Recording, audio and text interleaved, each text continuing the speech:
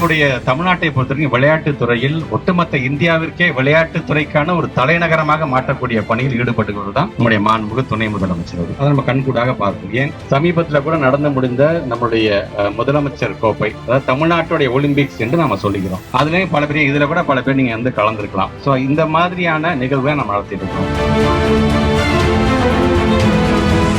நம்முடைய முத்தமிழர் கலைஞர் தான் சொல்றாங்க, நீண்ட நேரம் ஓடுனாதான் அதிக தூரத்தை தாண்ட முடியும் அப்படின்னு கலைஞர் சொல்வார்கள். நம்முடைய தமிழ்நாட்டோட முதலமைச்சர் என்ன சொல்ற, விளையாட்டா பார்க்காதீங்க, அது ஒரு கெரியரா பாருங்க. நீங்க நம்முடைய துணை முதலமைச்சர் நீங்க பாத்துருக்கலாம், எவ்வளவு ஒரு புதிய முயற்சிகளா நீங்க கொண்டு வந்துட்டு இருக்கிறார். நீங்க நேஷனல் லெவல்ல நீங்க வெற்றி பெற்றாலும் சரி, இன்டர்நேஷனல் லெவலில் நீங்க வெற்றி பெற்றாலும் சரி, உங்களுக்கான அந்த ஊக்கத்தொகையை மட்டுமே அவர் வழங்குறாரு. நீங்க வெற்றி பெற்றுட்டு வந்துட்டீங்கன்னா உயரிய ஊக்கத்தொகையும் நாம வழங்குறோம். சரி, உயரிய ஊக்கத்தொகையோட நம்ம நிறுத்திடுறோமா? 3% கோட்டால உங்களுக்கு அரசு உத்தியோகத்தையும் நீங்க வாங்கி கொண்டிருக்கிறார். சோ இதை ஒரு கெரியராக நீங்கள் பார்க்க வேண்டும் என்று சொல்லும்போது இதையெல்லாம் முழுமைப்படுத்துகின்ற அளவுக்கு தன்னுடைய உழைப்பை செலுத்திக் கொண்டிருப்பவர் தான் நம்முடைய மாண்புமிகு துணை முதலமைச்சர் அவர்கள்.